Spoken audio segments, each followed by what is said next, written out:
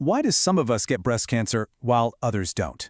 Today, we're diving into a huge new study that zooms in on a specific gene, ESR1, and what it found is a really surprising clue hidden deep inside our DNA. You know, it's really the question at the very heart of cancer genetics, and a major new meta-analysis decided to tackle it head-on by pulling together decades of research to get a clear answer. So, where do scientists even begin to look? Well, they're pretty sure the answer lies in this incredibly complex dance between our environment, what we eat, where we live, and the unique genetic code that we inherit. And in this genetic mystery, there's been one prime suspect under the microscope for years.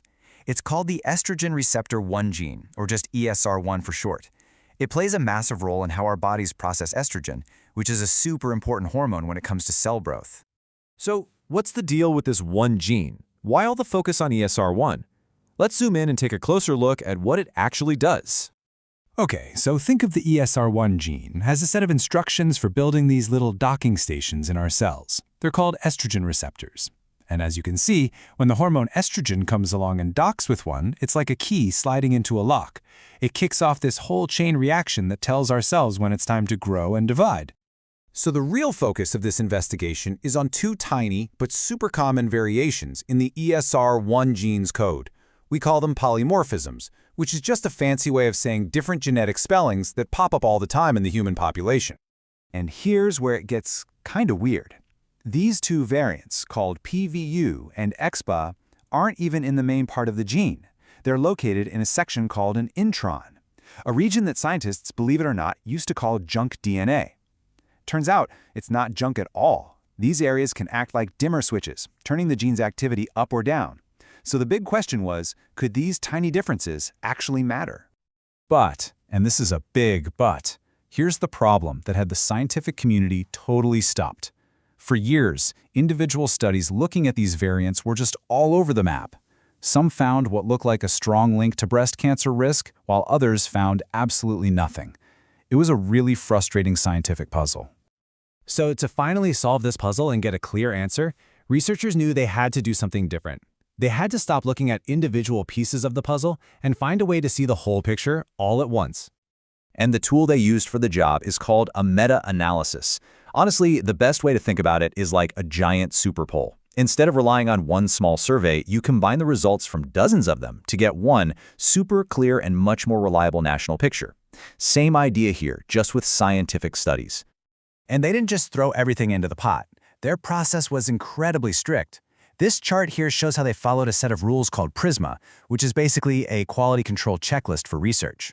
They started with 238 studies, and as you can see, they just meticulously filter them at each stage, weeding out duplicates and weaker studies until they were left with only the absolute best, most rigorous evidence.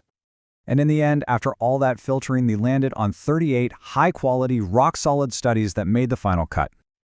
And this is what gives the study its muscle, the sheer scale. We're not talking about a few hundred people. By pooling all this data, researchers were looking at the genetics of nearly 40,000 women. That is a massive data set, and it gave them the statistical power to spot a real connection if there was one to be found. All right, so they did all this work, gathered all this data. What did they actually find? Let's get to the results. So after all that, the mean conclusion was actually pretty surprising in its simplicity. When they looked at the overall population, across the board, it turned out that neither of these common genetic spellings in the ESR1 gene had any significant link to breast cancer risk. Okay, let's break down what you're seeing here. This chart is called a forest plot, and it's a great way to see the evidence. That vertical line right down the middle, that's the no effect line. Basically, if a result touches that line, it means no link was found. Each of those little squares is an individual study, but the one you really want to look at is that big diamond at the bottom. That's the grand total, the combined result of all the studies. And look where it is, sitting right on top of that no effect line. It's the visual proof that overall, there was just no significant link. But hold on, the story does not end there. Because in science, the really cool discoveries often happen when you start slicing the data in new ways. And when the researchers broke down the data by ethnicity, a whole different picture started to come into focus. It makes you wonder, right? What if that big overall no-effect conclusion was actually hiding something more specific, a risk that only showed up for certain groups of people? And bingo. This right here is the big reveal. Take a look at this table. For Asian and Caucasian populations, that odds ratio is right around 1.0, which means no effect, just like we saw before. But look at the line for the African subgroup. That number jumps all the way up to 1.79. To put that in plain English, it suggests that for this specific population, this genetic variant was linked to an almost 80% increased risk of breast cancer. That is significant. So what does this all mean? Well, it's a huge reminder that genetics is not a one-size-fits-all deal. A genetic marker that's basically irrelevant in one group could be a really important clue in another. Now, the researchers are careful to point out that this finding came from just a single study within their big analysis, so it needs more research. But wow, does it ever show why diversity in scientific research isn't just a nice-to-have, it's absolutely critical. And you know, the study authors really hit the nail on the head themselves. The real story here isn't just about these two variants being a smoking gun for everyone. The bigger takeaway is that we desperately need more large, diverse studies to truly map out these population-specific risks. We've basically followed this genetic detective story all the way from a huge, complicated mystery down to one very specific and very important clue that was hiding in plain sight in the data. So, let's just walk through it one more time. Step 1. Researchers looked at two common gene variations as potential risks. Step 2. A massive review found no overall link for most people.